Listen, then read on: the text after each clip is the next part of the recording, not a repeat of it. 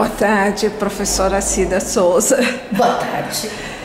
Eu, Maria Lúcia Mendes de Carvalho, agradeço muito você estar concedendo hoje, que é dia 26 de maio de 2025, aqui no Centro de Memória da ETEC Getúlio Vargas, essa entrevista para nós, do Centro de Memória da Educação Profissional e Tecnológica, que vai fazer parte do programa de História Oral na Educação, Memórias do Trabalho Docente e especificamente no projeto Docentes e Centros de Memória.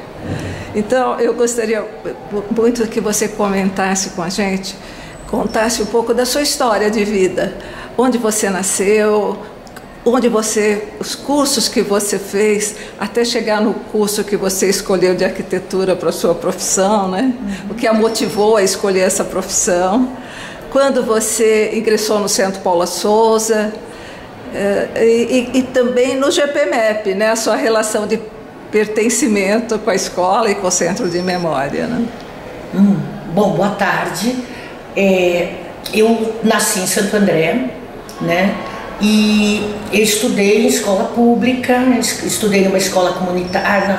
Meus pais foram para São Mateus e lá eu estudei numa escola comunitária de São Mateus, que fez toda a diferença, porque era um curso, eles davam o curso do método Montessori para crianças de baixa renda. É uma escola especial. Aí fiz o colégio em Santo André e quando eu estava fazendo o ensino médio, não era ensino médio, né? Era médio. Eu estava fazendo o médio, eu repeti o primeiro ano, porque foi o ano que eu comecei a trabalhar, e aí eu repeti. Entrou o curso técnico, que é a década de 70, que todas as escolas tinham que ter curso técnico. E aí no Américo Brasiliense entrou contabilidade, entrou desenho de arquitetura, química e já tinha magistério, que eles são reconhecidos na região com magistério. E aí eu fiz técnico em desenho de arquitetura.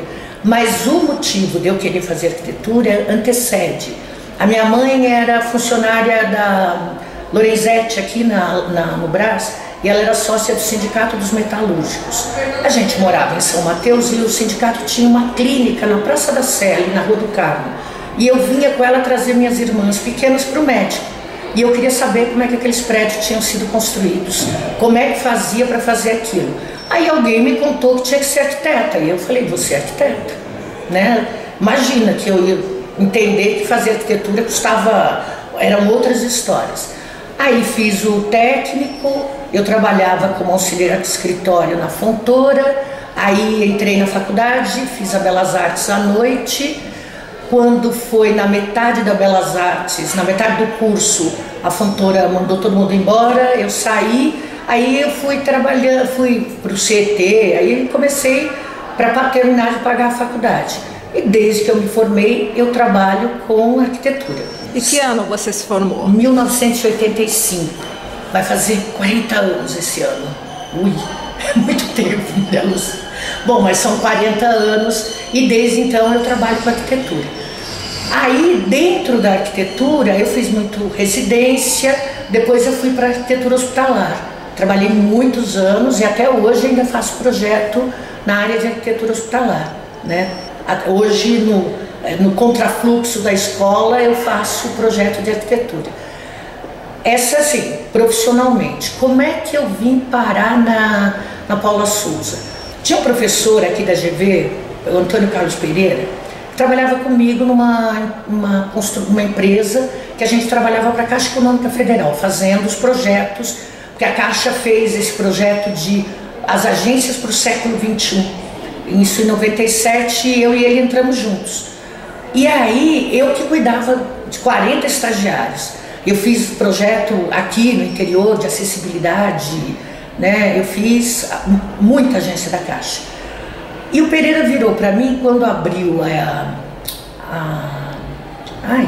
ETEC aqui do lado, que é filial da GV. Sapopemba? Não, Heliópolis. Quando abriu Heliópolis, o Pereira dava aula aqui e falou, Cida, se inscreve, porque é legal dar aula. Eu falei, imagina, não tenho jeito, não sou. Ele assim, vai, você tem jeito, você cuida dos estagiários, né? Você que toca os meninos.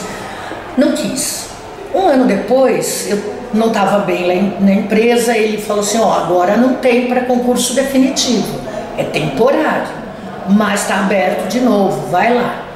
Isso era março de 2010. Aí eu prestei concurso, aí me inscrevi e fui fazer aula teste. E assim, tem a minha carreira, né? Eu estava nessa empresa, eu não estava mais feliz, essa empresa que eu trabalhei para a Caixa, mas no final não estava bom. Aí a empresa que eu trabalhava com arquitetura hospitalar, eu tinha ido para o interior, tinha cortado. Eles me mandaram um recado, precisava documentos de um projeto específico. Eu mandei. Aí eu falei, bom, se eles acham que depois de 5 anos eu ainda... Aí eu mandei, ó, tô de volta, se tiver algum projeto freela, não sei o quê. Me chamaram, eu fiz a aula teste. Foi depois do carnaval, na quinta-feira de carnaval. Fiz a aula teste 2 horas da tarde, passei, fui para reunião na Santa Amália, passei, no mesmo dia eu arrumei 2 empregos. Troquei completamente de vida. Então trabalhei aqui no Hospital do Bosque. Aí trabalhei 2 anos em Heliópolis e não teve concurso. Eu fiquei 6 meses fora e abri um concurso para cá, para a GV e para Heliópolis. Nesse intervalo, a GV dava aula para as pessoas que prestam concurso para o Banco do Brasil. Aí eu fui, a Maria Helena, que era coordenadora na época, que eu conheci em Heliópolis, me chamou. Então eu dei aula aqui de abril a julho, nesse curso, uma vez por semana.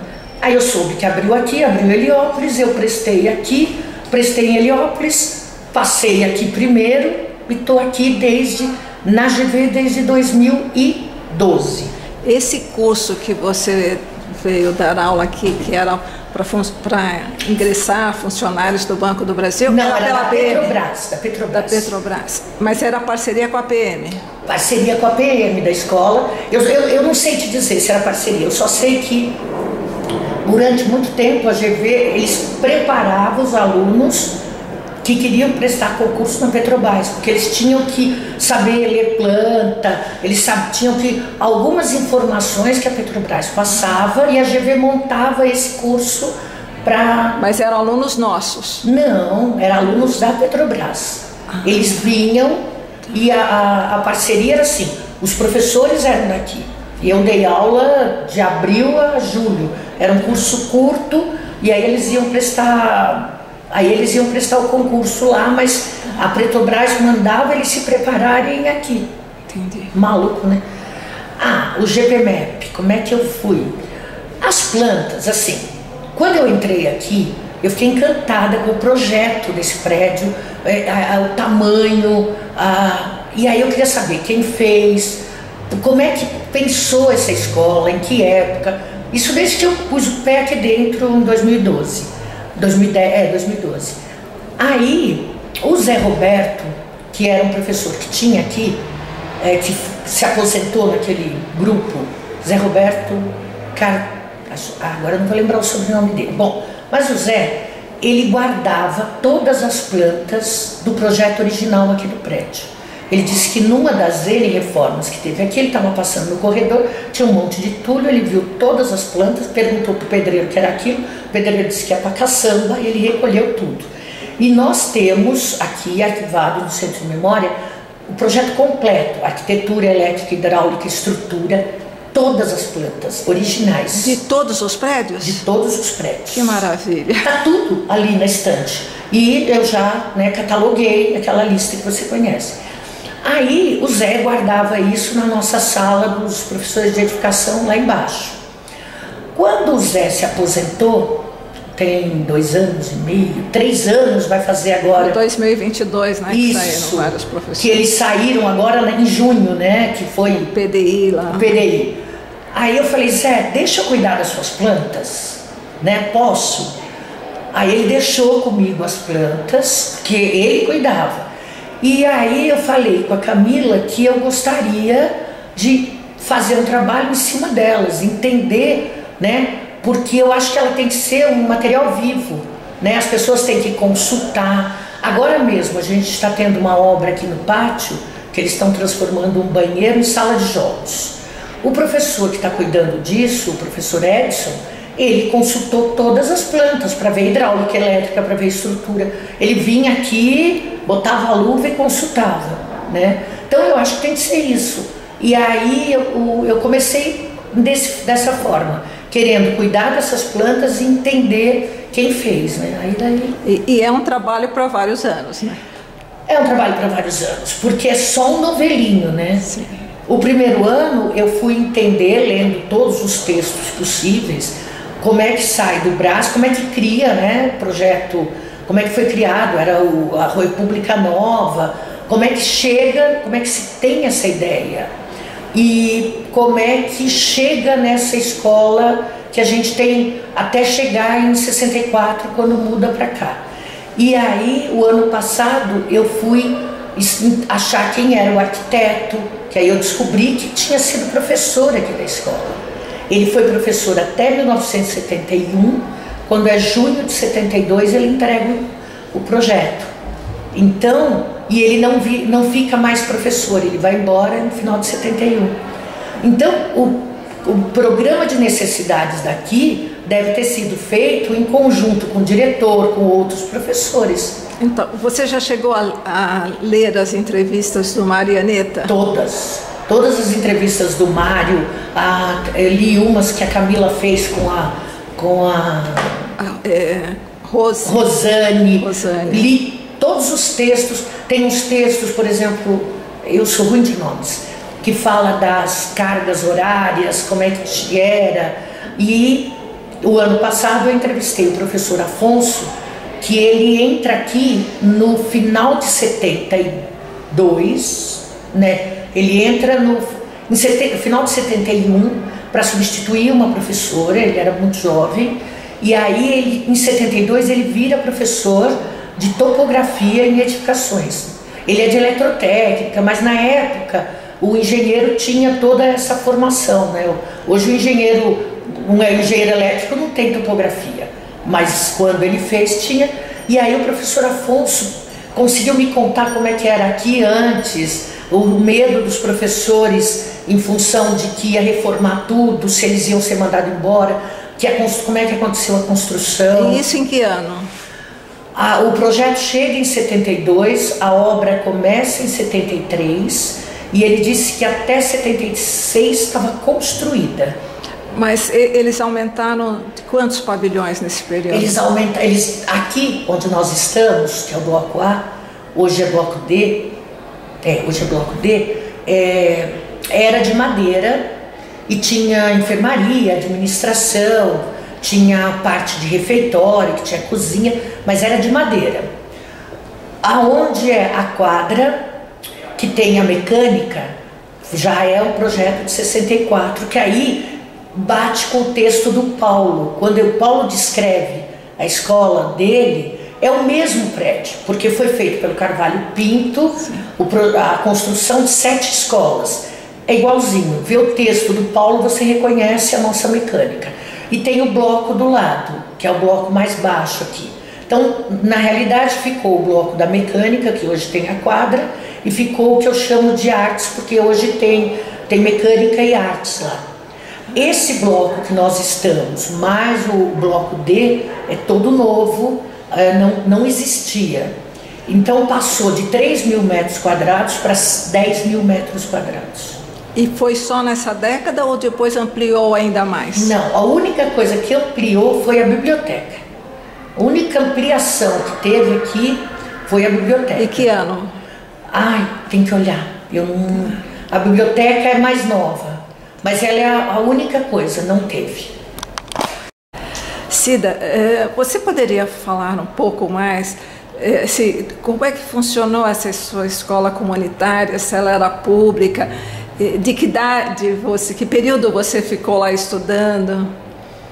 A escola comunitária, eu morava em São Mateus, né, na década de 60. São Mateus era uma fazenda que virou bairro, que as pessoas de baixa renda iam, a água era poço e a luz vinha da avenida emprestada, né? que tinha que ser. Aí eu estudava, eu fiz o prézinho, minha mãe botou não sei aonde, e aí eu fui para o primeiro ano na escola pública. Só que nesse período, nós mudamos para lá, acho que 63, acho, 64, vai um padre para lá, meio retirado daqui, porque ele era muito moderninho, né? Ele defendia a democracia. E aí o padre Ari é mandado para São Mateus. E ele, ao mesmo tempo, dava aula para o Sion, para as alunas de pedagogia. Não era pedagogia, né? Magistério, porque ele dava aula no Sion. E aí ele chegou lá, ele conhecia as famílias, não sei o quê, e ele disse, eu entrevistei por causa da minha irmã. Ele foi, um dia as alunas dele falaram que queriam mudar o mundo, aquelas coisas de... Ele falou assim, então vamos dar aula lá para a minha comunidade. Você quer mudar o mundo? Vamos embora. As meninas ficaram assustadas, mas tinha uma freira, a irmã Albertina, que falou assim, eu topo. E aí eles montaram a escola comunitária de São Mateus. Na década de 60 teve acho que 12 que minha irmã fez pedagogia na USP, e aí falaram das escolas, não tinha essa, aí nós fomos entrevistá-lo, e aí, né? Bom, ele vai com mais 3 professoras. Qual era o nome desse padre? Padre Ari Jolie. Aí ele vai, eu tenho contato com ele até hoje, ele vai para lá com a irmã Albertina e 3 meninas, 3 alunos, né, 3 recém-formadas, a tia Ana, a tia Vera e a tia Maria Luísa. Aí o meu irmão faz o prézinho lá e eu no primeiro ano lá no grupo escolar, sujo, a mulher batia com régua na minha mão, aquelas coisas. Eu terminei o primeiro ano, minha mãe fala assim, filha, você não quer voltar um ano e estudar com seu irmão na escolinha? A escolinha era limpa, era linda. Aí eu fui. E o que o padre Ari falou? Ele pegou o método Montessori e aplicou lá na escolinha. E o que eles queriam saber? Se eles dessem a mesma educação para crianças de baixa renda, onde elas chegariam? Porque eles não sabiam, é década de 60. E aí eu tive alemão, eu tinha yoga, eu tinha alimentar, e eu tinha todas as disciplinas, né? Eu terminei na década de 70, eu terminei em 1970. Terminei em 70. Aí eles dão isso pra gente, e eles colocam assim, era aniversário, então elas traziam a gente para vir ver o Holiday on Ice, todo mundo que fez aniversário até julho. Aí quem fez de agosto a dezembro, elas traziam aqui. E eu tenho para mim, elas nunca disseram, mas elas, que assim, você pode ser o que quiser, né? Mas você, em 70, você terminou o fundamental. Fundamental. E daí você fez o colegial. Aí eu fiz o ginásio, numa escola pública de São Mateus. Ah, nessa época, então, ainda eram 4 ginásio. Anos. Isso. Então, a escolinha me dá essa base, né, de que você pode... Então eu podia ser arquiteta, não tem problema, e que ensinar, então aqui, ensinar para os meus pequenos aqui na GV, principalmente os mais novos, é devolver um pouco. Porque tem uma relação, né? Aí a gente vai para o ginásio, só que aí o Padre Ari consegue que a gente fique todos na mesma sala. Nós éramos 15, e aí da primeira turma, e aí ele vai. E o ginásio de São Mateus também tinha recebido um monte de professor que não era agradável fora da região. Aí eu tive um ginásio muito bom. Quando chega para fazer o colégio, a minha mãe achava que estudar era fundamental. A minha mãe, a gente é de Santo André, né? Minha mãe vai até Santo André e fala, ó, melhor escola pública que tem é o Américo, é para lá que vocês vão. E aí eu e meu irmão não tivemos opção, a gente prestou o vestibulinho e foi estudar à noite porque precisava trabalhar. E como é que é o nome completo dessa escola do Américo? Doutor Américo Brasiliense, escola estadual, Doutor Américo Brasiliense, ela é enorme, do lado da prefeitura, um prédio, aquele prédio é do início do século, eu acho que assim, década de 30, 40, do século 20. E aí, meus irmãos estudaram, eu e meu irmão estudamos, depois minha irmã do meio estudou, e a minha irmã caçula, que foi fazer depois a USP e a gente fez a pesquisa, todos estudamos no Américo, né? Então, estudar era fundamental, não tinha... Eu gostei muito dessa sua fala de que você ter estudado em escola pública e vir trabalhar como docente numa escola pública é um retorno daquilo que a gente recebeu. E eu penso exatamente como você. Eu depois que me aposentei, me dediquei, prestei concurso na Paula Souza, né? Até porque eu trabalhava na indústria com os técnicos e eles tinham conhecimento e uma vontade, uma garra de trabalho. Isso foi na década de 80 na indústria, né? E daí é um prazer trabalhar no Centro Paula Souza. Eu acho assim, muito à noite, por exemplo, de manhã a gente tem, o público está mudando, né? Mas a gente tem um público entre 14 e sai com 18, que eles iam para a faculdade. Agora eles já começam a fazer estágio do segundo ano e nem sempre vai para a faculdade direto, aí vão fazer outras coisas, mas e mesmo agora, os nossos alunos, eles entram em escola pública. Metade entra Unesp, entra Campinas, entra a USP. Então, é legal estar numa escola que dá, né, que dá essa condição. E à noite, o que a gente faz é modular. Metade já vem trabalhando em obra, a outra metade tem interesses diversos. A gente tem aluno à noite hoje de 17 a 60, na mesma sala. E o nosso objetivo, meu e da Sandra, que é a coordenadora, é que eles saiam todos trabalhando na área. Então a Sandra fica procurando estágio e a gente fica indicando, os amigos indicam, porque eu acho que aqui tem que dar um salto para eles e eu falo que eu não exijo menos, assim, tem que ser o máximo, não pode. Bom tá ruim para mim. Porque eles têm que chegar no mercado de trabalho e serem bons, né? Serem competentes. E a GV dá isso, tem 113 anos. Né? E essa área de edificações, você vê que, por exemplo, no GPMEP, quando eu assumi o projeto de memórias, eu escolhi construção rural mecânica, né? Construção civil, quer dizer, construção rural, é porque eu sou engenheira agrícola. Mas assim, e no meu curso, essas duas áreas são fundamentais, mecânica e construção. Mas você vê que no Brasil, até hoje, é um mercado sempre crescente, né? Uma necessidade, né? É sempre assim, a construção civil, ela assim, é a primeira que para quando tem uma crise. Eu passei por todos os planos econômicos, eu tive escritório, então ela é a primeira, mas é a primeira que retorna. E eu comecei a trabalhar na construção civil em 85. Eu comecei antes como estagiária, mas 2 anos antes, 1 ano antes, mas como profissional, e assim, antes o profissional da construção civil, ele não tinha formação. O profissional, assim, o pedreiro, o ajudante, era o cara que se formou sozinho, aprendeu com o pai, aprendeu com um amigo, né? Só que as construtoras a construção civil está crescendo. Então hoje eles vêm aqui, além de aprender a prática que eles amam, né? Eu estou falando da noite, eles vêm aprender as técnicas novas, né? Porque a gente ensina o que está no mercado. Então eles vêm para cá com o objetivo de aprender as técnicas novas. A semana passada, na outra, eu dou aula uma das aulas que eu dou é de projeto.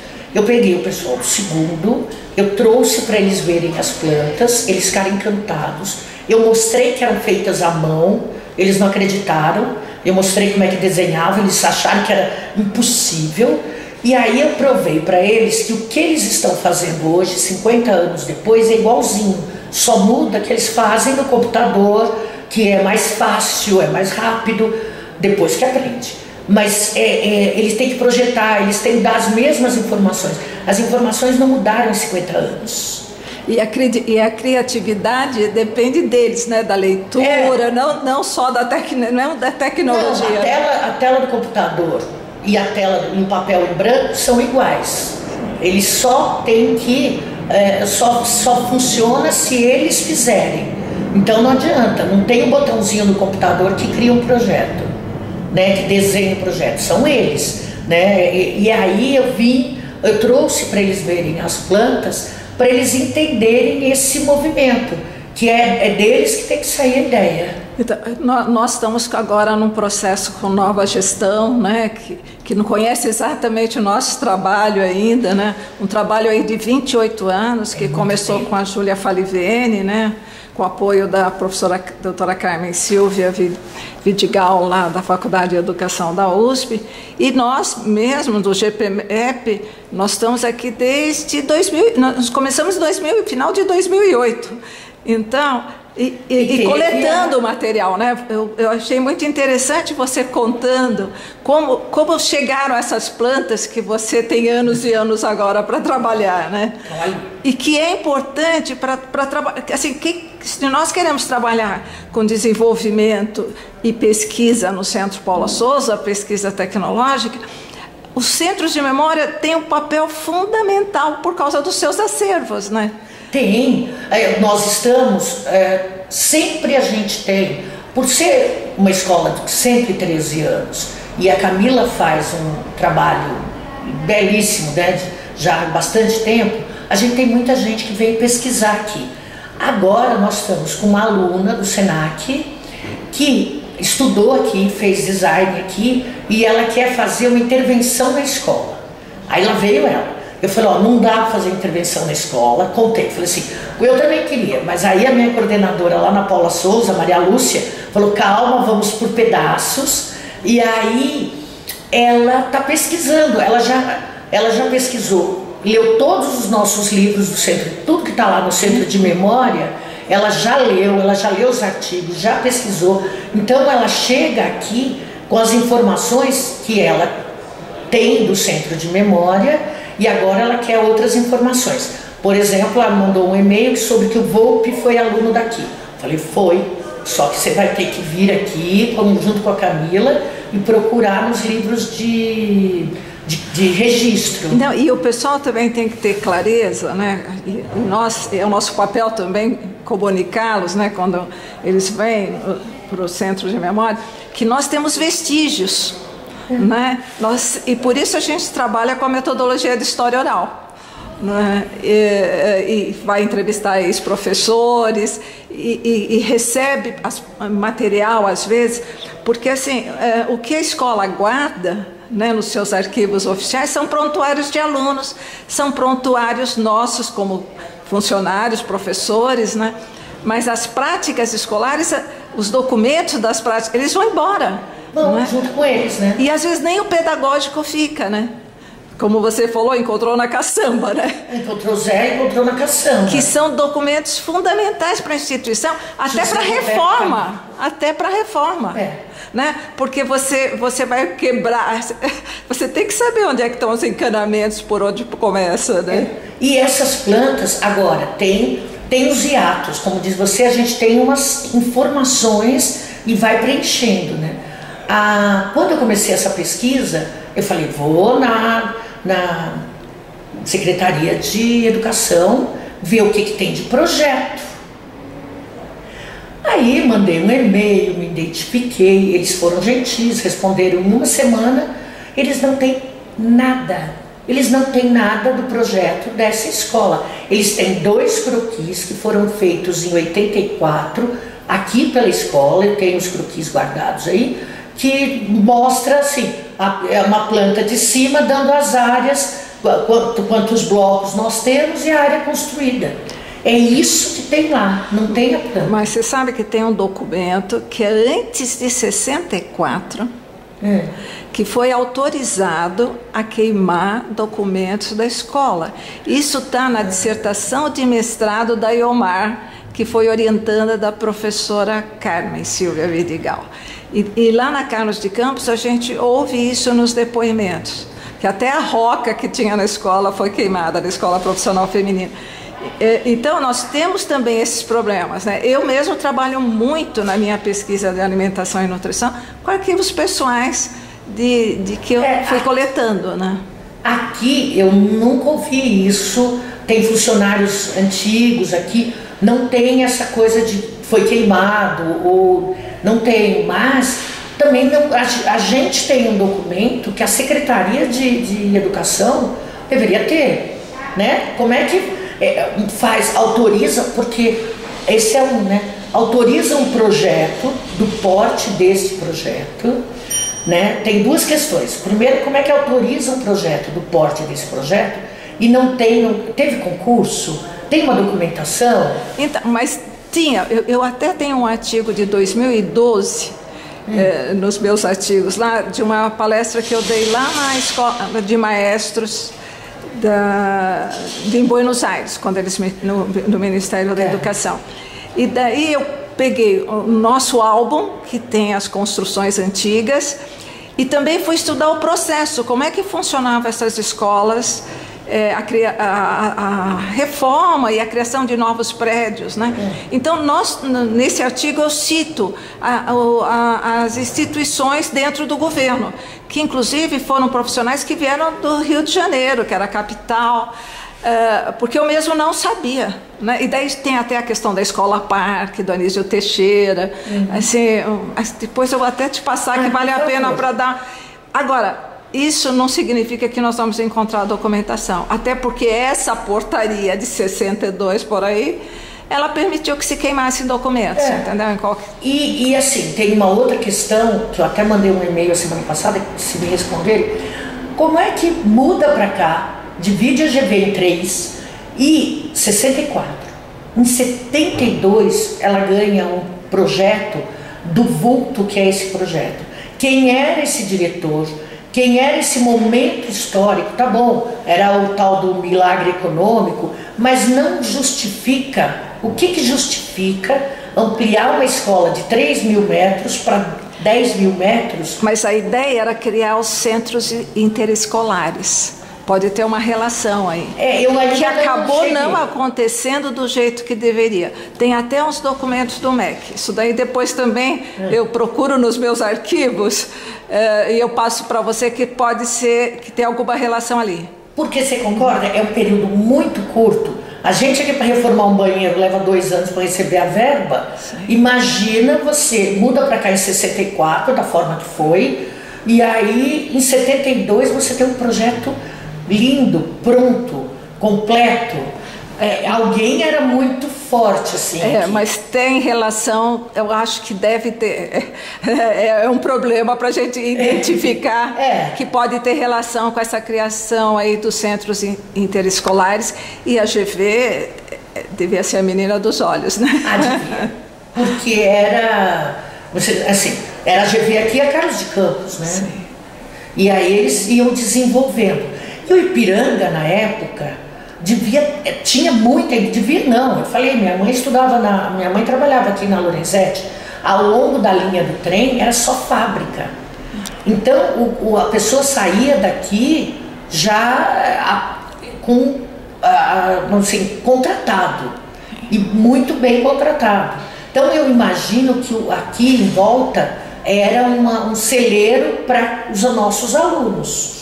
Né? Então talvez isso tenha animado, né? E o que eu falei, que eu mandei o e-mail, eu fucei, não tem o arquiteto daqui, ele já morreu, mas tem a neta dele, é arquiteta, tem um Instagram, eu vi lá, e aí eu mandei para ela contando da minha pesquisa, e se tem alguma informação do avô dela, que eles guardaram sobre a construção da GV, que ela pudesse nos repassar alguma coisa. Não sei se vai responder. Olha, eu vou até te dar uma notícia muito triste, e isso inclusive valoriza o seu projeto aqui, assim, no sentido dessa preservação e dessa luta que você está começando, né? Começou conosco aí ano passado, né, Cida? Isso. Porque assim, na live do patrimônio educativo que aconteceu semana passada da Amped, a professora a doutora Cristina Menenghelli, da Unicamp, que trabalha com patrimônio industrial e tal, ela contou o seguinte, que o acervo do Lúcio Costa, e o acervo arquitetônico e do Paulo de Carvalho, que é outra figura fantástica, foram vendidos para Portugal. Então, nós não temos esse rico Paulo Mendes da acervo. Rocha foi vendido para Portugal. Nós não temos os acervos aqui conosco, entendeu? Então, O Museu de Portugal dá mais valor que a gente. Não, e outra, se você tem um estudante de arquitetura, ele tem que ter bolsa para estudar lá em Portugal, né? Então, isso mostra o quanto a gente não cuida do nosso acervo e a importância da gente entrar com esse dossiê no IPHAN para continuar lutando por políticas públicas, né? Porque tem que ser, não dá. Assim, para poder digitalizar essas plantas e elas ficarem públicas, tem um custo. Então, mas também por isso não digitalizar tudo, mas a gente formar catálogo, mostrar que ele existe, garantir que vai ficar salvaguardado. E para isso a gente precisa de regulamentações internas, institucionais, porque nós somos funcionários públicos. As deliberações, as portarias vêm de cima para baixo, né? A gente só mostra a necessidade para desenvolver bem o nosso trabalho, né? E a gente, assim, quando aposentar, passa para alguém, ó, que nem o Zé Roberto fez comigo, tá? Você cuida. Sim, essa sempre foi minha preocupação e por isso os nossos projetos, embora anuais, né? Da gente escrever, da gente estar deixando esse registro para os que virão, né? Cida, eu vou interromper sua entrevista agora, porque eu vou ter que transcrevê-la, né? Vou te mandar os termos de autorização, para que depois a gente possa divulgar. Também vou te mandar a transcrição, porque esse trabalho é de duas mãos, né? De autoria e coautoria, e assim que você aprovar, nós vamos hospedar no site de memórias. Ai, que chique. Muito obrigada. Eu que agradeço. Boa tarde. Boa tarde.